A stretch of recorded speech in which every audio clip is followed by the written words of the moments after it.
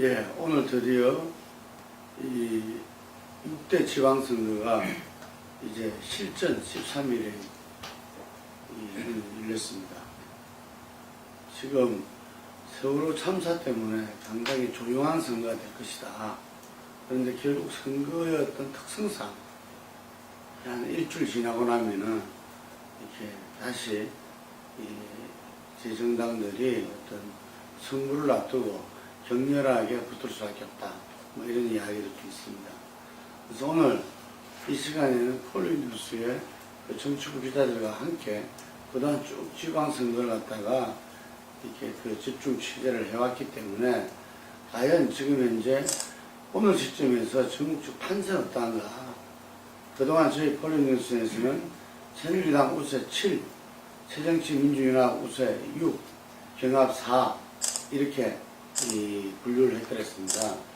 그리고 세월호 참사 이후에는 그 분류를 다시 뭐 정정을 하지 않았는데 오늘 본격적인 선거 개시일날 그 분류에 대해서 다시 한 번 더 판세를 짚어보고자 합니다.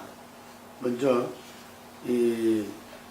지금 세 기자가 각각 이렇게 그 지역들을 맡고 있습니다. 그래서 그 지역에서 간단하게 어느 후보가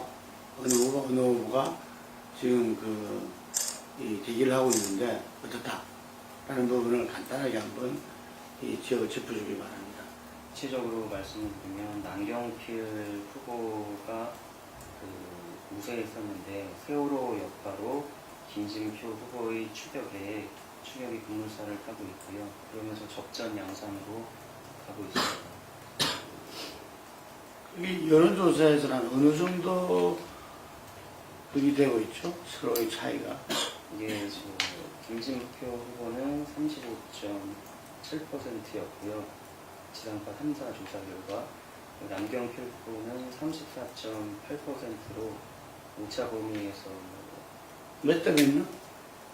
35.7대 34.8로 오차 범위 내에서 김진표 후보가 근소한 차이가 없었습니다. 1%도 차이가 안 되네요. 이거는 조사 기여를 말해줘야 돼요. 구체적으로 이렇게 이야기했습니다. 이제 조사 기관은요, 지상파 3사가 의뢰를 한 걸로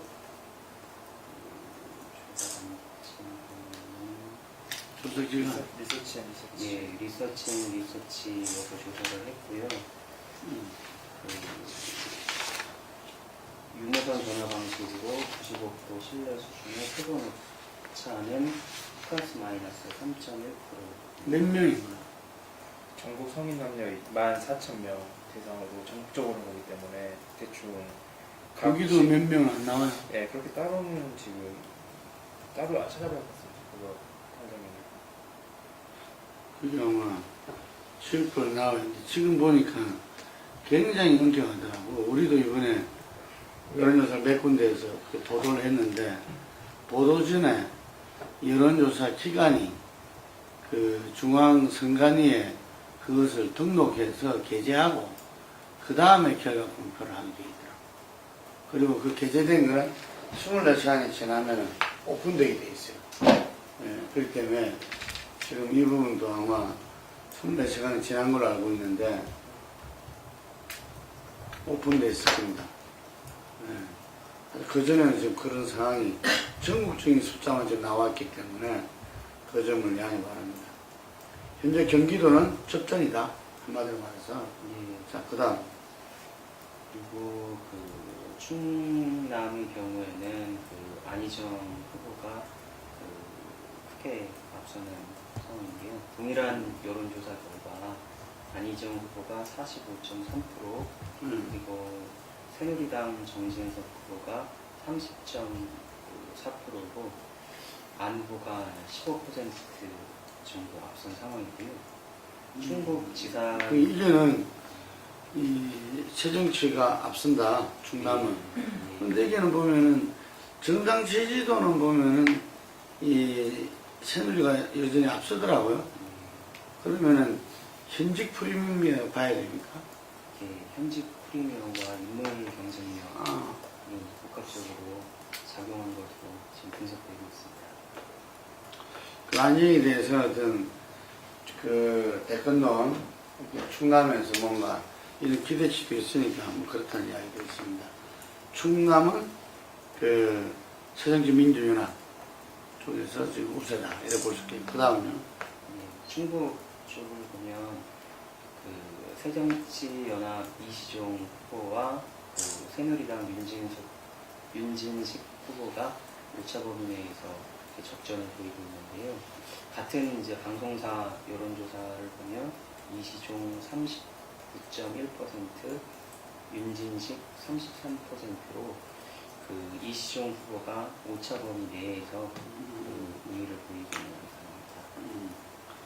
근데 지금 이제 제가 분류할 때 항상 충북을 새정치민주연합 우위로 분류를 해드렸어요.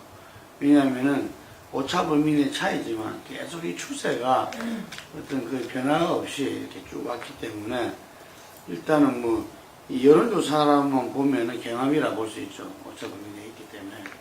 그런데 전체적인 어떤 이 판단을 봤을 때는 어쨌든 새정치민주연합이 좀 이렇게 그 크게 봐서 우세하다 이렇게 볼 수가 있습니다. 그 다음은요.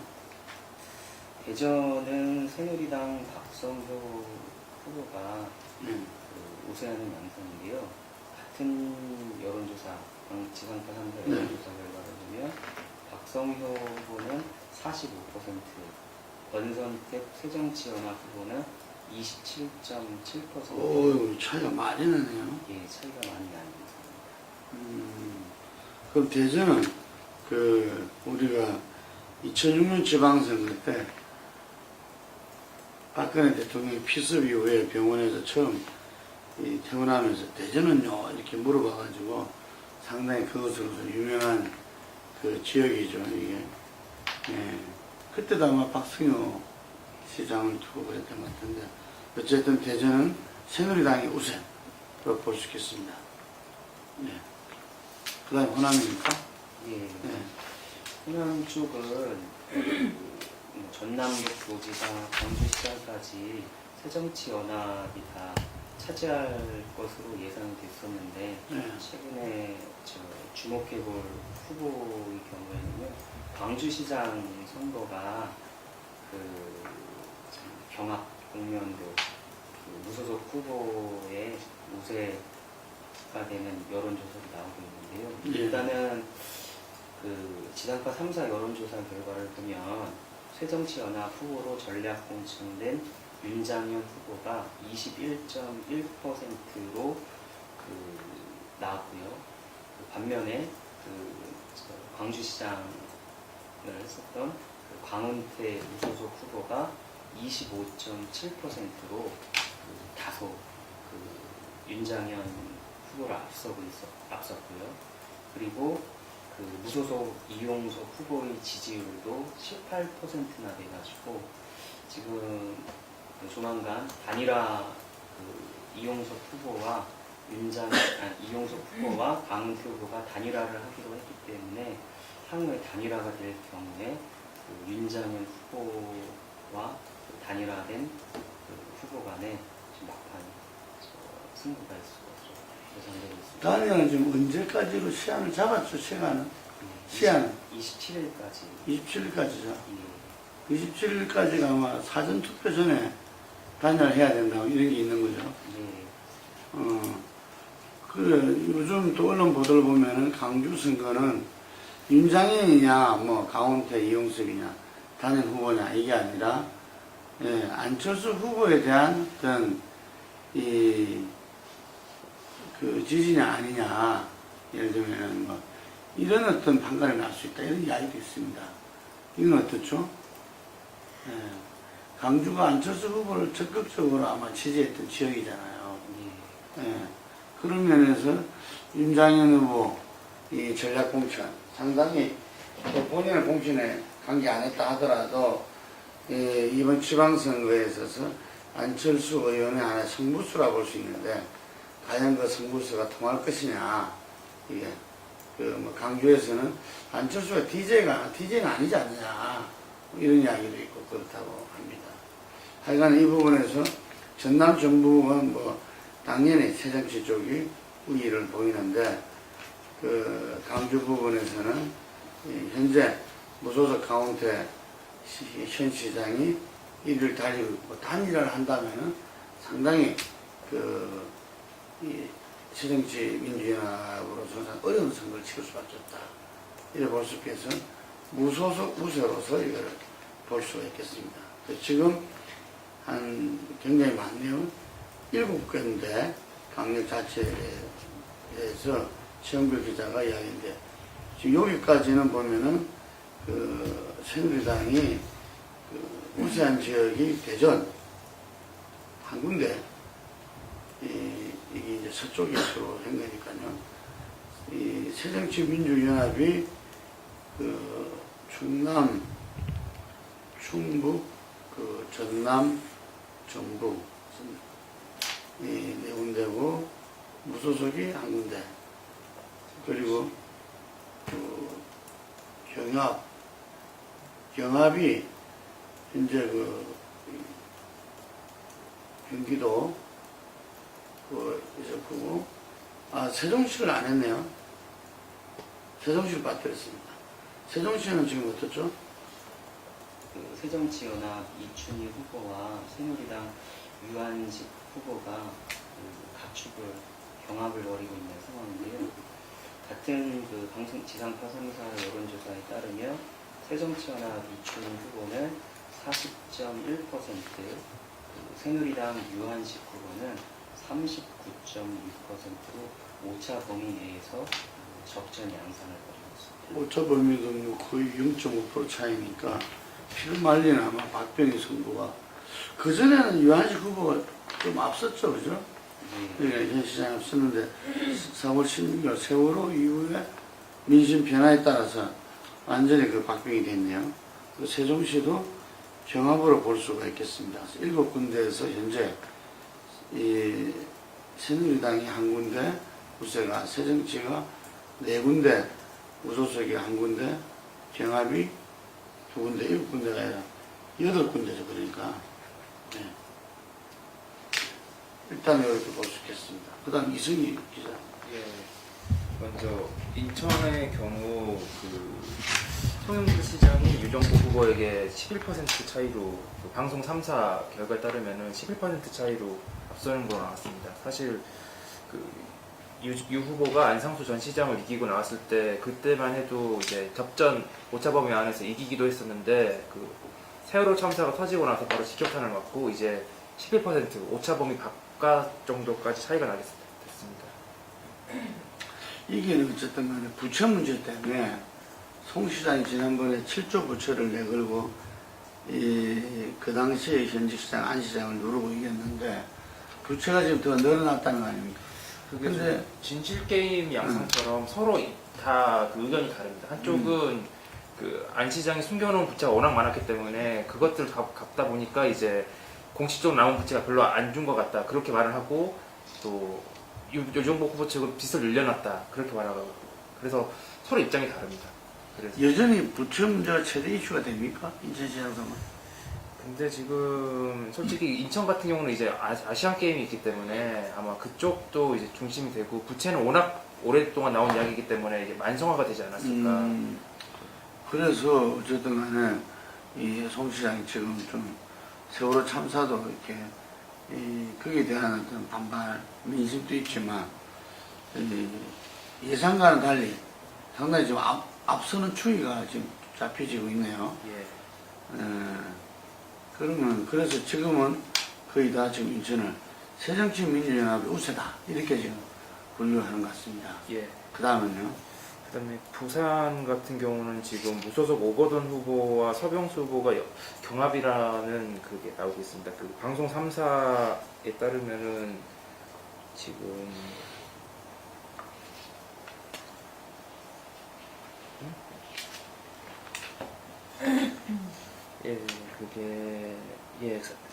서병수 후보가 39.6%, 오거돈 후보가 34.2%로 오차 범위 내 접전이라고 하고 원래 서병수 후보보다 오거돈 후보가 더 잘 나올 때도 있긴 있었는데 이제 지금 현재 분위기가 새누리당 지지자들이 자기가 새누리당 지지자라는 거를 잘 못 밝히는 분위기이기 때문에 부산 같은 경우는 지금 서병수 후보가 박빙으로 좀 우세하지 않나 좀 그렇게 보고 있습니다. 예. 지금 이것도 뭐 거의 이 부산은 어쨌든 간에 야쪽에 그 오거돈 이 후보로 단일화되면서 좀 경합으로 봐야 되겠죠 현재. 경우. 예. 다만 네. 오거돈 후보가 기대할 수 있는 게 지금 투표를 하겠다고 하는 그 의견이 한 50%가 넘는다고 어디선가 보도가 나왔더라고요. 그 전만 해도 한 40 몇 %였는데 이번에는 투표를 하겠다고 나서는 그 유권자층이 50%가 넘어갔다는 말이 있어가지고 만약 젊은 세대층이 좀 단합을 하면은 어떻게 오거돈 후보도 희망이 보이지 않나 그런 전망도 있습니다. 네. 그 다음요. 그다음 경북 같은 경우는 역시 그 김관용 삼선에 도전하는 김관용 후보가 무난히 승리할 것 같습니다.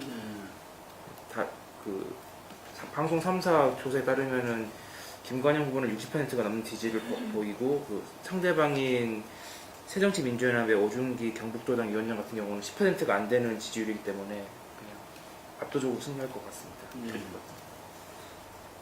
그리고 대구 같은 경우는 권영진 새누리당 후보가 이제 김부겸 새정치민주연합 후보보다 상당히 앞서고 있습니다. 그 방송 3사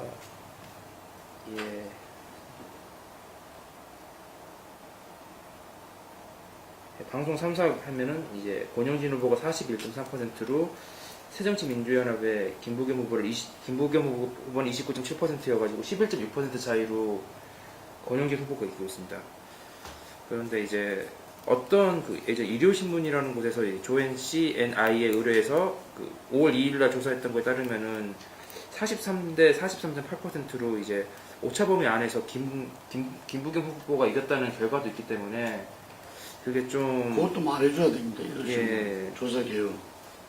이게 유무선 자동응답 시스템으로 95% 신뢰 수준, 3.1% 오차범위 그리고 유권자는 1000명을 대상으로 실시했습니다. 표본이 1000명이었다. 예, 유권자 1000명. 조사 방식이 뭐죠? 유무선 자동응답 시스템이어가지고 ARS 그러니까 네요?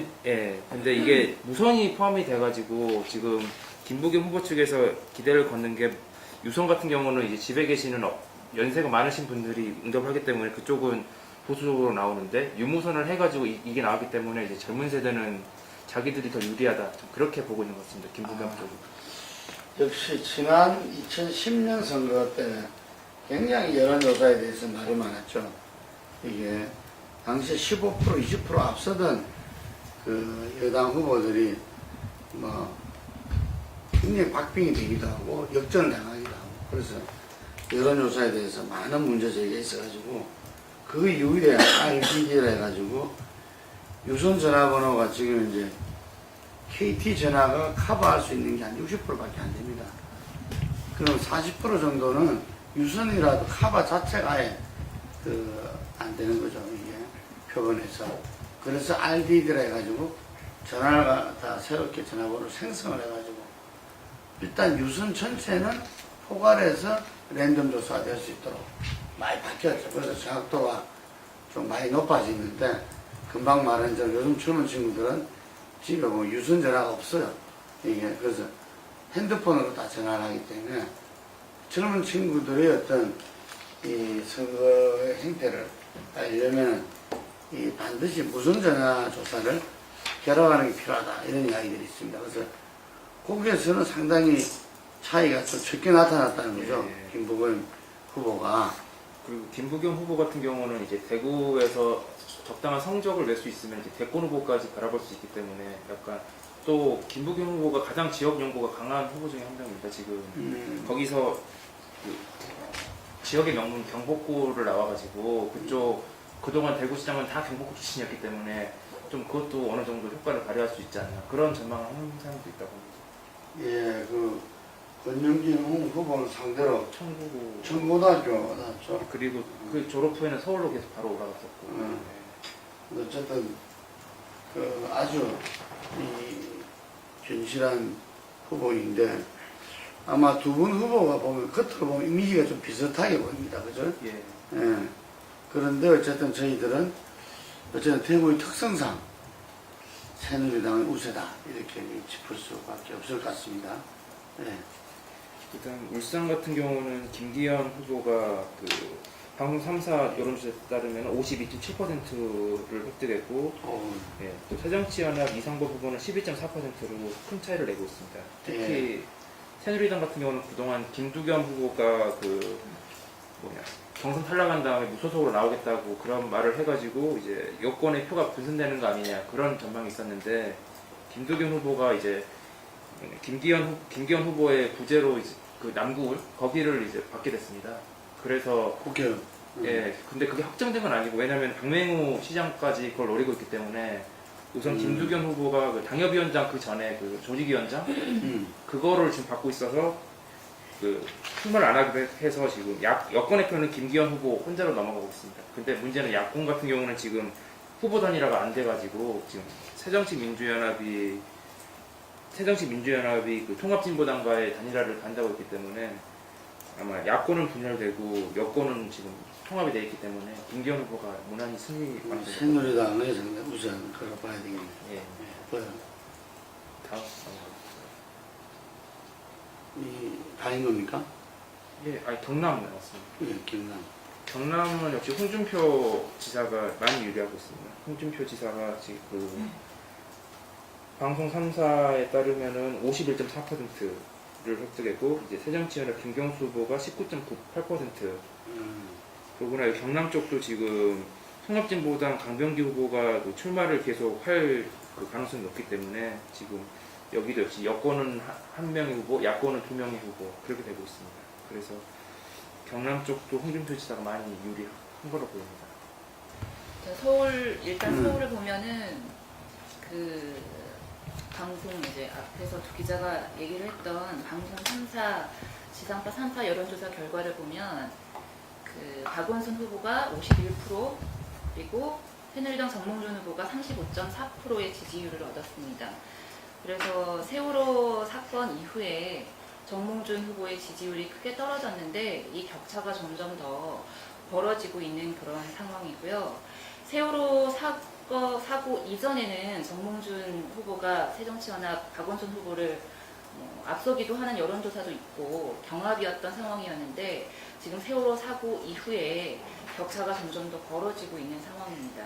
그래서 정몽준 후보 아들의 그 페이스북을 세월호 참사 관련해서 아들이 그 국민이 미개하다 이런 글을 올려서 좀 논란이 됐었고, 또 그리고 정몽준 후보의 부인이 또 이것을 아들의 발언을 두둔하는 듯한 발언을 해서 좀 지지율에 영향이 있지 않나 이런 판단을 할 수가 있겠고요.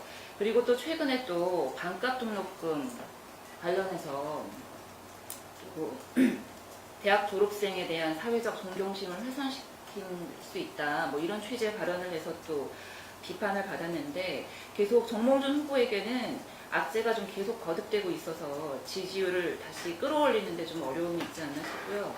그리고 정몽준 후보 같은 경우는 지금 본격적으로 후보가 결정된 이후에 색깔론, 박원순 후보의 색깔론을 집중적으로 공격하면서 좀 반전의 기회를 삼으려고 하고 있는데, 그것도 좀 먹혀들지 않고 있다. 여론조사 결과를 보면은 그렇게 판단이 되고, 그리고 강원도 같은 경우는 이제 후보가 결정되기 전에는 새누리당이 뭐 여러 후보 경선을 거쳐야 되기 때문에 여러 후보가 있었고, 또 새정치민주연합 같은 경우는 최문순 후보가 이미 후보가 결정이 뭐 사실상 된 상태였기 때문에 최문순 후보 현 지사의 프리미엄을 좀 얻어서 계속해서 앞서가는 그런 상황이었습니다. 그런데 이제 최응집 후보가 새누리당 후보로 확정된 이후에 이제 점점 더 격차가 줄어서 그 방송 3사 여론조사 결과를 보면 최문순 후보가 37.1%, 그리고 최응집 후보가 36.2%, 그래서 거의 좀 1% 정도의 내외의 차이를 보이고 있는데, 점점 더 격차가 이곳도 좁혀지면서 박빙, 접전 양상을 보이는 곳이라고 할 수가 있겠습니다. 그래서 이것도 이제 선거 막상 결과를 봐야지 좀 승부를 알 수가 있겠고. 강원도는 경합. 그렇죠. 경합이죠. 그리고 이제 강원도 같은 경우는 정당 지지율에서도 새정치민주연합보다 새누리당이 크게 앞서기 때문에 후보가 결정되기 이전부터 새누리당에서는 좀 후보가 결정되면은 그 정당 지지율이 좀 반영이 돼서 새누리당 후보 지지율이 오를 거다라고 판단을 하고 있었는데 그런 판단이 좀 뭐 그런 식으로 판세가 흘러가지 않나 이런 생각을 해보고요. 또 제주도 같은 경우는 이기는 강원도는 특이한 게 국회의원 8명이 다 새누리당이죠. 네네. 그래서 이제 최문순 후보에게는 좀 뭐 정당 지지율에서도 앞서고 강원도에서도 지난 총선에서도 새누리당에서 거기서 싹쓸이를 했기 때문에 좀 여러 가지 면에서 좀 어려운 선거를 하고 있지 않나 싶고 그래서 최문순 후보 같은 경우는 이제 이런 점을 내세우고 있습니다. 정당이나 정파 이런 것을 좀 벗어나서 강원도만을 위해서 뛸 사람이 필요하다 이런 점을 좀 집중적으로 내세워서 강원도민들의 표심을 잡으려고 하고 있는데 반면에 최용직 후보 같은 경우는 정권과 소통할 사람이 좀 필요하다. 정당 지지율도 좀 적극적으로 활용하고 총선에서 거기서 새누리당이 압승했었던 뭐 그런 결과도 있기 때문에 정권과의 관계, 소통 이런 것을 좀 강점으로 내세워서 심은순 후보를 꺾으려고 하고 있는 그런 상황입니다. 예. 뭐 제주도 같은 경우는 그 후보가 결정되기 전부터 원희룡 후보가 여론조사에서 거의 압도적인 우위를 달렸었는데 지금 경선이 끝나서 새누리당 원희룡 후보가 확정이 되고 새정치민주연합도 신구범 후보로 합의 추대해서 이제 신구범 후보로 후보가 확정이 됐는데 뭐 격차는 여전히 줄어들지 않고 있는 상황입니다. 그래서 여론조사 결과를 보면 방송 3사 여론조사 결과 원희룡 후보가 56.3%, 50%를 넘는 지지율을 보이고 있고 신구범 후보는 21.7%, 두 후보의 격차가 상당히 큰 격차에서 지금 좀처럼 벗어나지 못하고 있습니다. 그래서 이제 원희룡 후보 같은 경우는 이 흐름을 쭉 본선까지 이어가서 승리를 하려고 하는 그런 생각이기 때문에 상대 후보 뭐 네거티브 하지 않겠다. 자기가 지금 압도적으로 우위이기 때문에 굳이 네거티브를 할 필요가 없다 이렇게 판단을 한 것 같은데 그렇기 때문에 새정치연합 쪽에서는 원희룡 후보의 좀 과거까지 들춰서 좀 공격을 계속하고 있습니다. 사법연수원 시절의 폭행사고 뭐 이런 것에 대해서 해명해라 라고 공격을 한다거나 또 4.3 희생자 재심사 가능하다 뭐 이런 취지의 발언을 얼마 전에 그 토론회에서 해서 이것도 새정치연합에서 집중적으로 공격을 해서 결국 원희룡 후보가 유족들에게 심려를 끼쳐드린 것 죄송하다라고 사죄를 했는데 그렇지만 여론조사 결과는 새정치민주연합이 새누리당 원희룡 후보를 좀처럼 따라붙지 못하고 있는 그런 상황입니다. 예, 그래서 세 군데서는 서울은 지금 이제 어떤 차이가 점점 벌어지고 있죠. 이 박원순 후보가 우세를 보이고 있는데 새정치민주연합 우세. 강원도는 금방 말씀하신 대로 정당 지지도나 국회의원 수나 여러 문제에서 압도적이지만 현직 지사의 프리미엄 속에서 경합이 되고 있고요. 제주도는 어쨌든 간에 새누리당의 원희룡 누구지? 아니. 누구야? 원희룡이요? 원희룡이 갑자기 새누리당의 원희룡 후보가 어쨌든 이 압도적으로 좀 우세죠. 그래서 보면은 제가 전체적으로 제가 짚은 거하고 우리 정치 기자들하고 큰 차이가 없는데 새누리당이 6군데, 이 새정치민주연합이 6군데, 무소속이 1군데, 경합이 4군데 이렇게 볼 수 있습니다. 그래서 그 중에서 우리가 이 경합이 금방 이 이야기한 대로 경기도, 세종시, 부산 그리고 강원도. 이게 강원도하고 세종시가 새롭게 이 경합으로 들어갔고 한쪽은 이 새정치 쪽이 우세했다가 경합으로 들어갔고 강원도는 세종시는 새누리당이 우세하다가 들어갔고요. 이게 근데 경기, 부산은 여전히 현재 경합이고 예 그래서 이 이제 그 76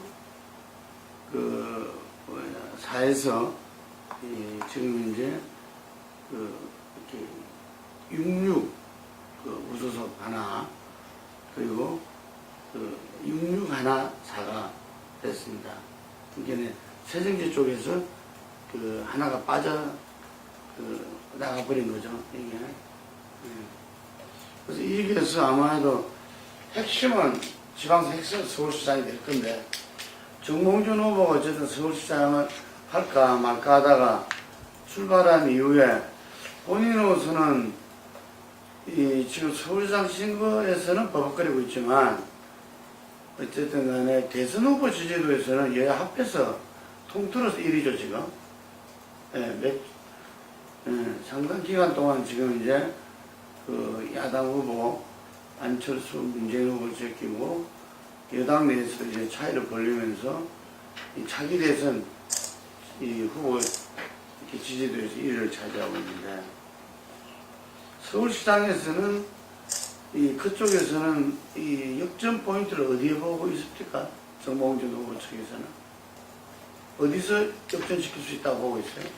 일단 뭐 역전시킬 수 있는 방법에 대해서 캠프 내에서도 고민이 크고 그리고 또 지금 계속 악재가 터지고 있기 때문에 역전 포인트가 좀 먹혀들지 않고 있는 그런 상황이라서 좀 캠프에서도 고민인 것 같은데 색깔론이라든지 지금 연달아 계속 토론회에서 정몽준 후보는 박원순 후보의 색깔론에 대해서 집중적으로 공격을 하고 있습니다.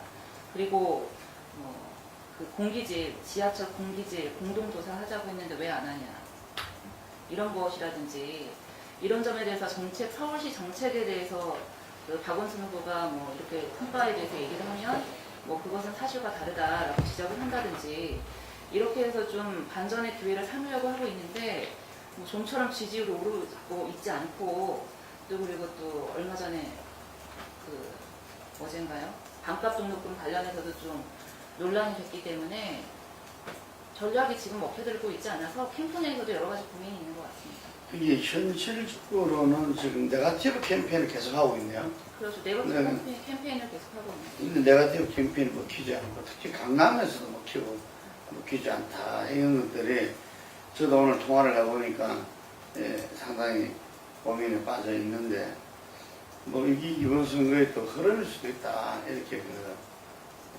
보여지는데 예를 들어서 지금 661 무소속은 뭐 어떤 면에서는 안철수의 호남가의 어떤 참 정말 피할 수 없는 한판이라고 보여지고 그 속에서 과연 안철수 의원이 지더라도 새롭게 대선 주자로 거듭날 수 있는가 예를 들면 이런 부분에서 상당히 고민이 많고 언론에 보니까 예를 들면 새누리당의 새정치민주연합의 박영선 의원, 박지원 의원 뭐 이런 사람들에서는 유세에서 콜이 많은데 안철수 의원한테는 뚜렷한 지지 기반이었기 때문에 인기가 좀 덜하다 이런 말이 있어요. 최영규 기자 어때요? 안철수 의원이 사실은 자기가 통합하고 그 다음에 나아가기 위해서 2006년도에 박근혜 지금 대통령이 선거의 여왕으로 등극했듯이 자기도 이렇게 어려울 때 뭔가 선거의 왕으로 좀 역할하는 게 필요한데 지금 그게 조금 어렵죠. 예. 어떻게 보고 있어요? 지금 안철수 의원이 저는 오늘 조선일보에서 나오는 거는 익명의 보도를 해서 러브콜 순위는 문재인, 박지원, 손학규 순으로 나왔고 익명의 새정치연합 관계자가 이렇게 저 안철수 대표는 좀 이렇게 지지 층이나 그런 게 좀 뚜렷하지 않아서 러브콜이 좀 적다는 취지로 얘기를 했는데요. 사실 다 문재인, 손학규, 안철수 대표 모두 공동 선대위원장 맡아서 하고 있어서 사실 뭔가 정말 그런지는 좀 확인을 해봐야 될 것 같은데 안철수 대표가 최근에 광주나 안산 전략 공천 때문에 좀 어려움을 겪고 있는 게 사실입니다. 예, 과연 그 어려움을 뭐 이겨낼 것인가 강조가서도 뭐 굉장히 이 차 안에서 봉변도 당하고 있는 모양인데 자기가 압축적으로 이렇게 이 격걸 겪는 모양이다 이런 이야기를 했지만 과연 그 속에서 어떤 이 시련을 겪고 이렇게 새롭게 극복된 모습을 넣을 건가 그것도 하나의 그 포인트라고 볼 수 있고요. 이 전체 흐름에서 대통령의 지지율이 뭐 분석을 해보면은 50% 이하와 이상, 이하할 때는 정부 여당에서 어려웠고 약간 이겼다 이런 이야기가 있는데 지금 대통령 지지율이 40% 후반으로 추락하다가 멈췄어요. 담화 이후에는 좀 50%로 좀 올라갔다 이런 그 보도도 있었고요. 그래서 50% 전후에서 지금 이제 형성되어 있는 것 같은데 요거는 김영 기자 어떻게 예측하고 있습니까? 대통령 지지율이 대국민 담화 이후에 지금 조금씩 오르고 있는 흐름인데 뭐 아직까지 변수들은 좀 남아있다고 생각이 듭니다. 오늘 총리 발표도 어떤 인물을 내세우냐에 따라서 또 민심의 흐름에 영향이 있을 거라고 생각을 하고 그리고 총리 발표와 더불어서 지금 여권에서도 그 세월호 참사 관련해서 민심 수습 방안으로 그 내각 총사퇴나 청와대를 개편해야 된다 이런 목소리가 나오고 있기 때문에 내각이나 청와대를 어떤 수순으로 개편을 할지 그리고 또 김기춘 비서실장이라든지 남재준 국정원장 뭐 이런 분들도 교체해야 된다 야당에서는 이렇게 집중적으로 거론을 하고 있기 때문에 그런 여론에 좀 부응을 해서 대폭적인 인사 개편을 할 것이냐 이 부분도 앞으로 박근혜 대통령의 지지율에 영향을 미치는 변수라는 생각을 해봅니다. 네. 그래서 이번 지방선거는 4월 16일 날 세월호 이후에 형성되어 있는 민심이 어느 정도 반영될 것인가 그 부분에서 철옹성 같은 박근혜 대통령 지지율이 흔들렸는데 이 지지율 추이가 어떻게 될 것이냐 이게 상당히 영향이 있을 거라고 보고요. 그러면서 투표율이 어느 정도 나타날 것이냐 2010년도 54%를 넘어설 거냐 밑돌 것이냐 이 부분이 또 하나가 있겠습니다. 이승희 기자는 투표율에 대해서 어떻게 보고 있습니까? 투표율 같은 경우는 확실히 늘어날 거로 보이고 있습니다. 원래 지방선거 같은 경우는 다른 선거에 비해서 국민들의 관심이 꽤나 떨어지는 선거 중에 하나지만 이번에 세월호 참사 때문에 이대로는 안 된다. 뭐 갑자기 이번에 촛불 집회 같은 경우도 그동안 뭐 1000명이 안 되는 사람들 왔다가 이번에 3만 4만 그런 사람들이 올린 것처럼 국민들 인식 자체가 이번에는 좀 뭐 좀 해야겠다 그런 게 있는 것 같습니다. 이승희 약간 기자는 촛불 기자로 네. 유명하다고. 그 한풀이성 약간 그런 투표도 있는 것 같고 특히 이번 선거가 끝나면 한 2년 동안은 전국 단위의 선거가 없습니다. 730 끝나고 나서 이제 바로 총선이기 때문에 그 사이에 이제 정권을 심판할 수 있는 기회가 이번이 사실상 마지막이기 때문에 아마 그런 점도 꽤나 주목할 수 있는 것 같아요. 2016 54.5%보다 높을 것이다 이래 보고요. 지방선거는 확실히 높아질 것 같습니다. 2010년보다 높아질 거라고. 김영 기자는 어떻게 봐요? 네? 김영 기자는 투표율은 어떻게 봐요?